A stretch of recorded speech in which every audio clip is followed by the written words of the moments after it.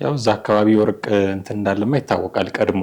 ኦኬ ያው ዝርፊያው ምንም ነው በውስጥ ይወራ ነበር። አሁን አቶ ጌታቸው ረዳ በይፋ አወጡት እንጂ ውስጡም ብዙ ይወራ ነበር። ኦኬ አንድ አይነት ሆነ ማጨብጨብ እጅ ማውጣት እንትን ተላቆ በዚህ አይነት ሁኔታ ውስጥ ቻሌንጅ የሚያደርግ ሰው መኖሩ በፓርላማው ወሳኝ ነው። ግምት ውስጥ ያስገባ በሚመስል መልኩ እሱን ትተው ስለ ኦሮሞማ ነበር ሲያወሩ የነበሩት።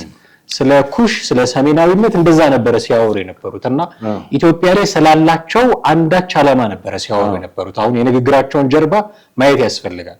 አሁን ደግሞ የበለጠ መሰረታዊ ጥያቄዎችን ነው ያነሱት። በተለይ በኢትዮ ኤርትራ ጉዳይ የቃላት ጦርነት